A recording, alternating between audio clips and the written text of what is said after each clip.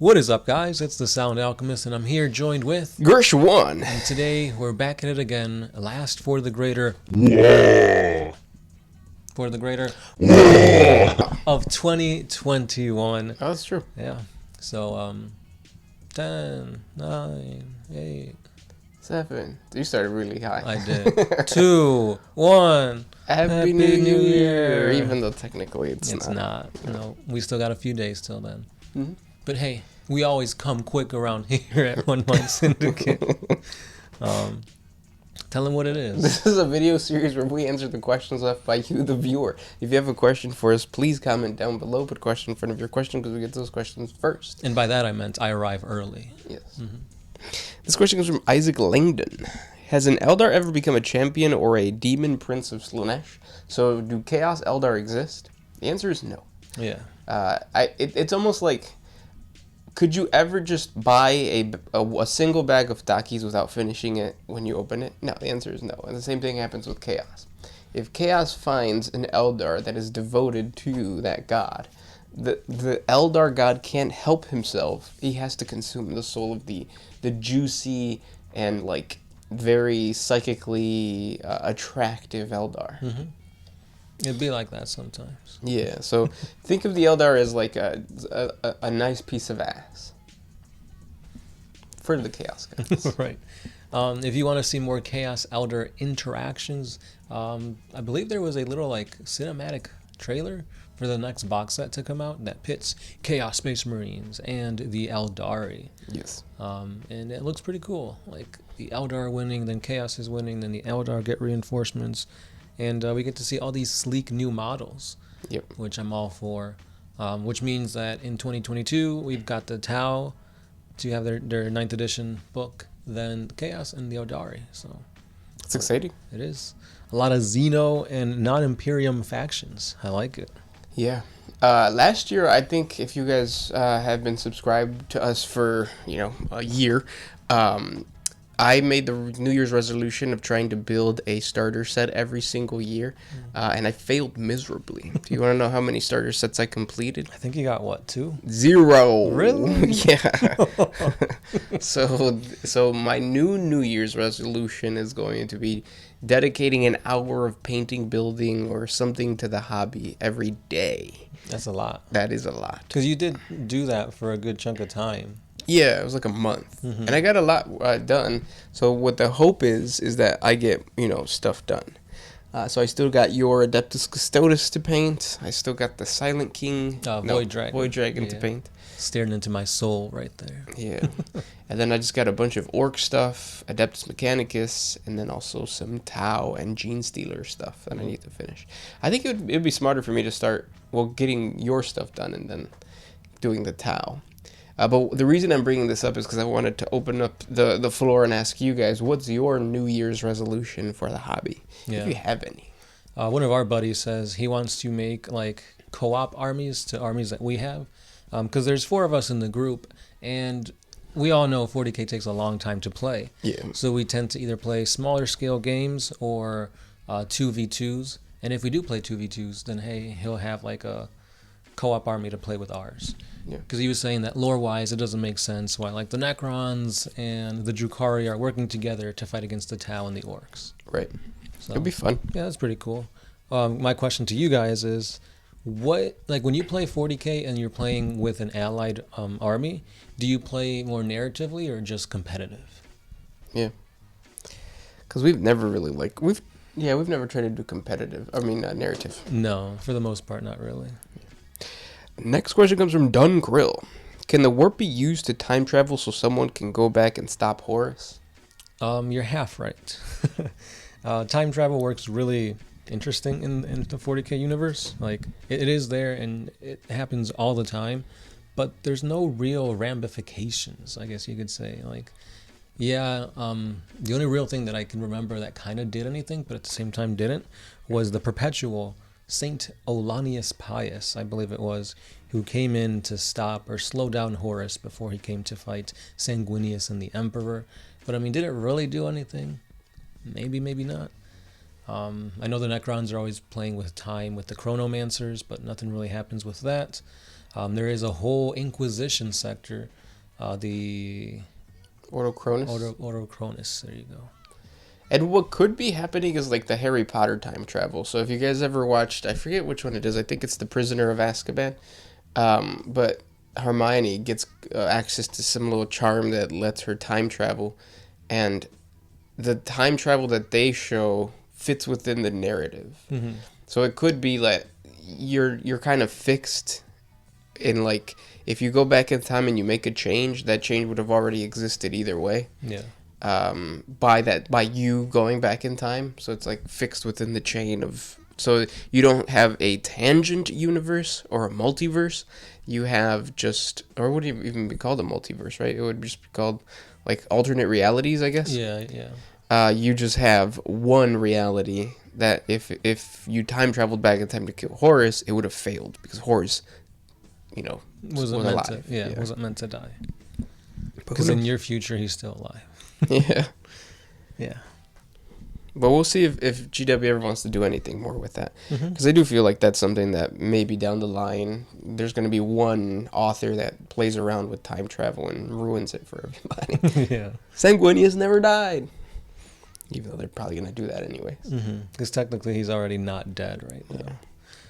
Yeah. Going on, we've got J-Day saying, do you guys think that the Guard will ever get Primaris type upgrade?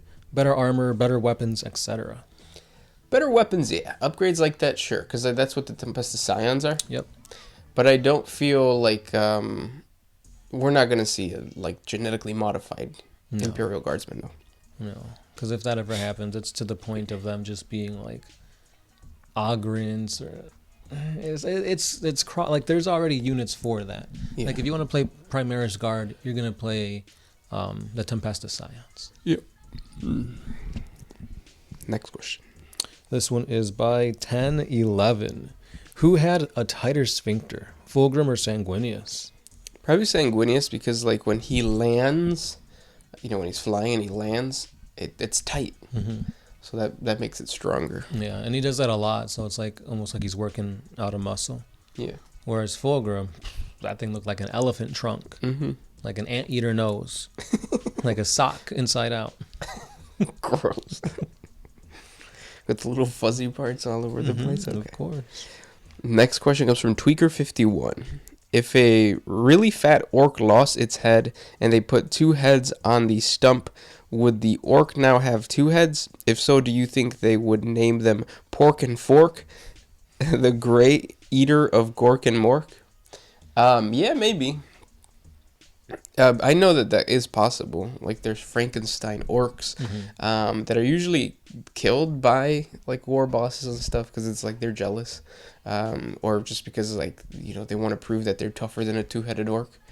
So they don't really last long. They're like the albinos of their world. Yeah.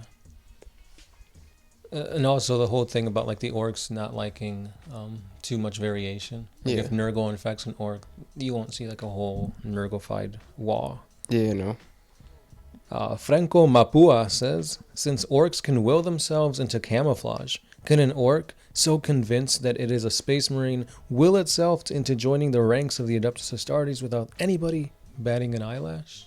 No, that's not really how it works. You've seen the memes of like orcs wearing purple, and it's like neon purple, so they think they're sneaky, but they're obviously not.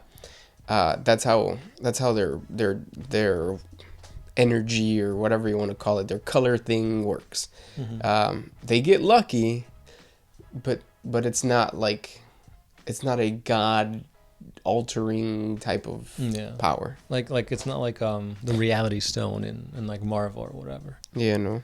And then this is kind of like a two-parter. Stephen Henry IV says, no idea if this is still canon, but have you guys heard of a story of a gang of orcs that believed hard enough in being part of a Deathwatch that they actually fought alongside the Imperium and against other Xenos, including orcs? If memory serves, they were even led by an Inquisitor. They were called the Deathwatch.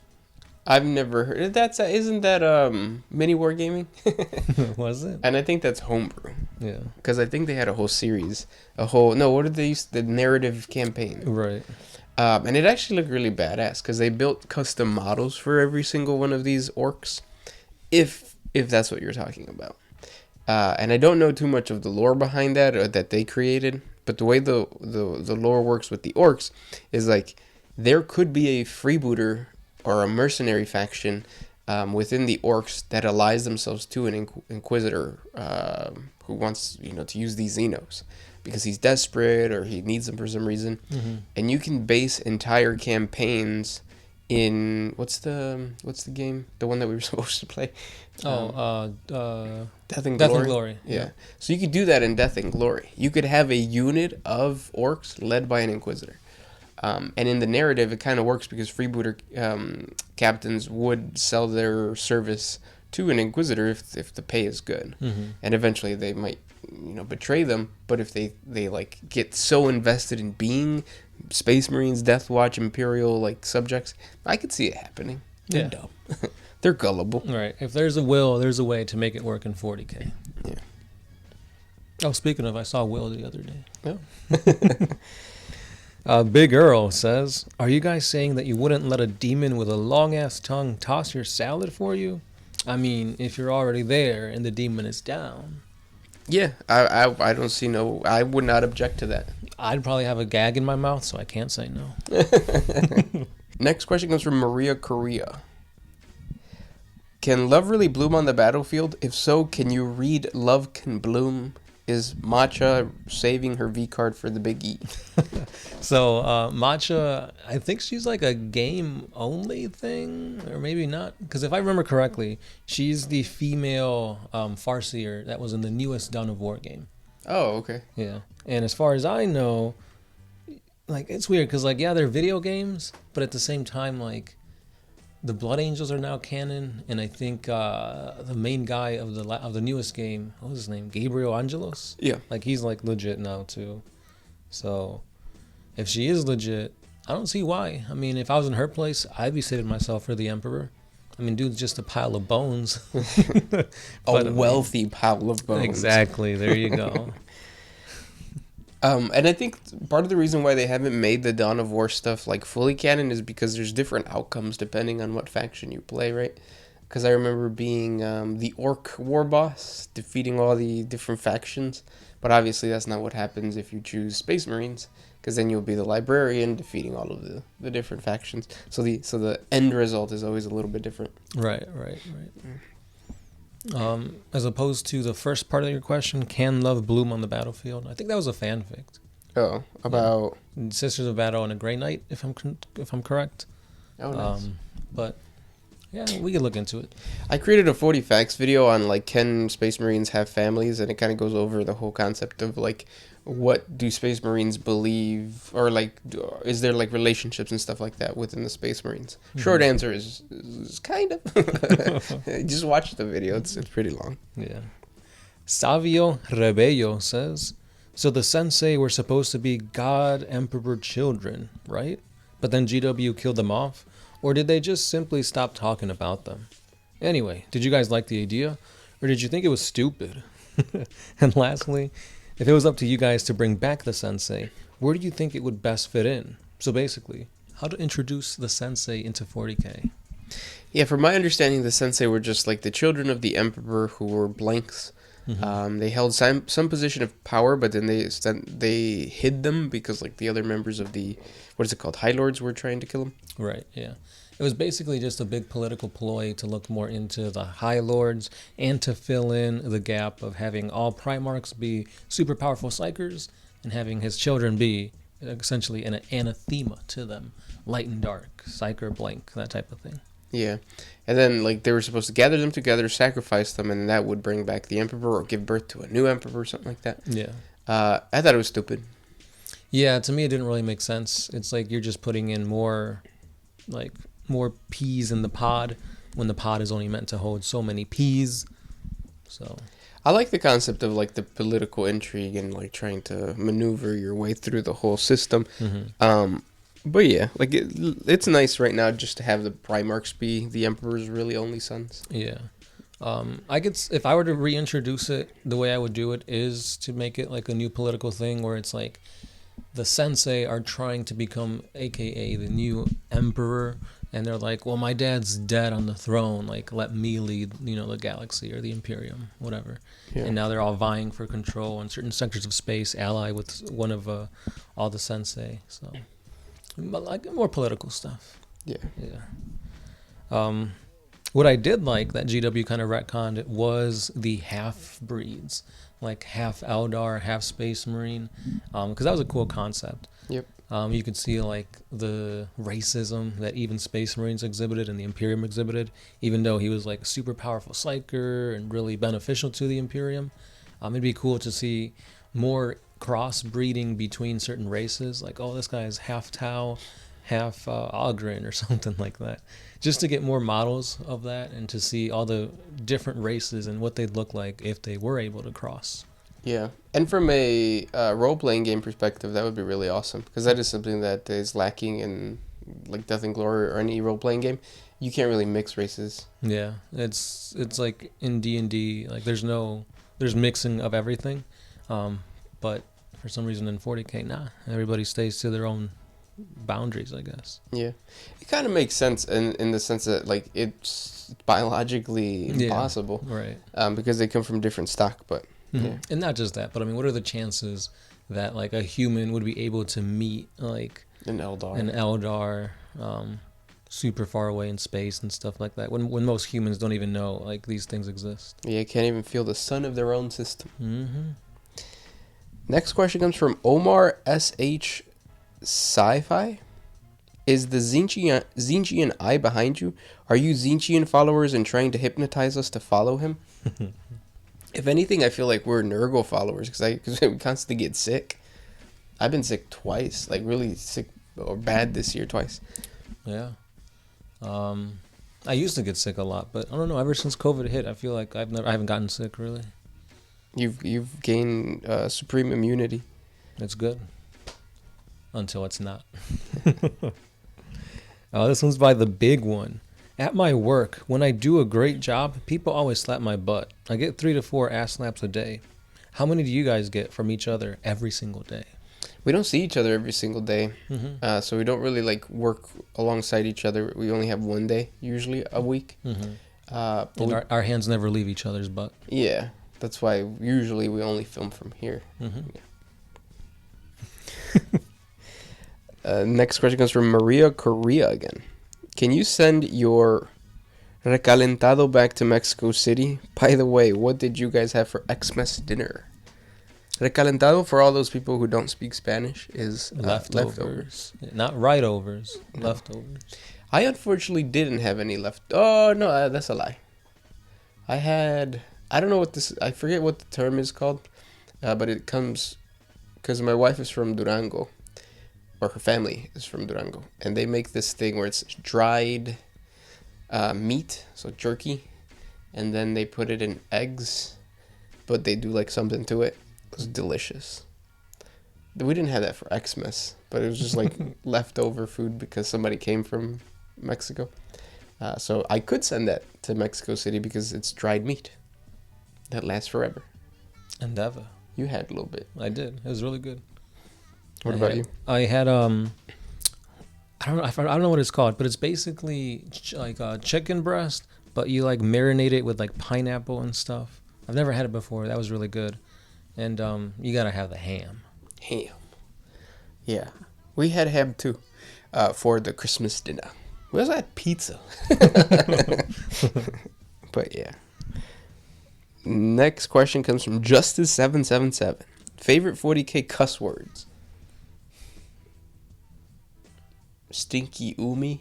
Yeah, I was just gonna say Umi is the only thing I could think of. But that's not even like a cuss word. Well, orcs have a lot, so it's like tin head for the Necrons, pointy ears, right? Yeah, for the Eldar. Yeah, and beakies for the Space Marines. Yeah.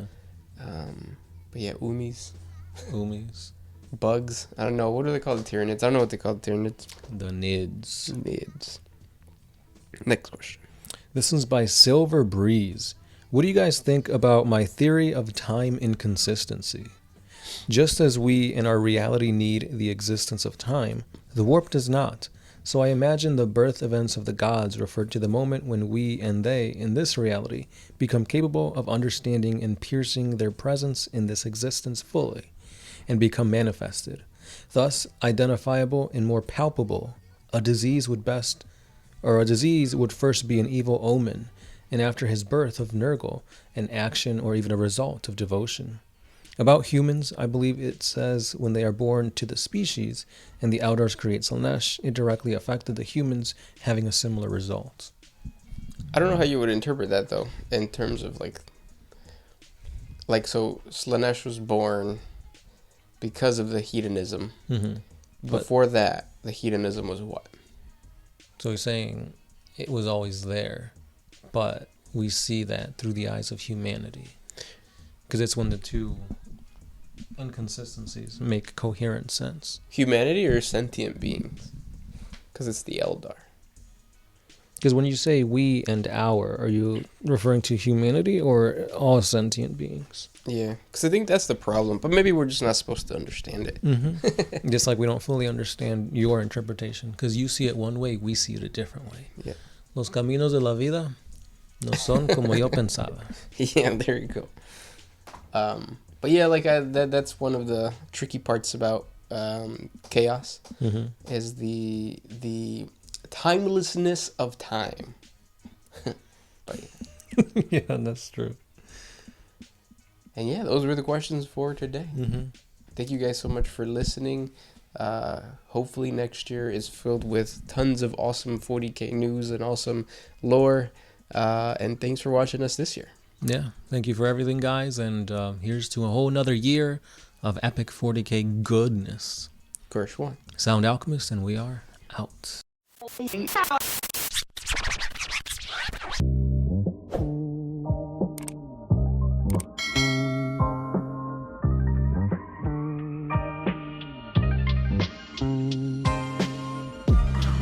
if you could put my freedom back.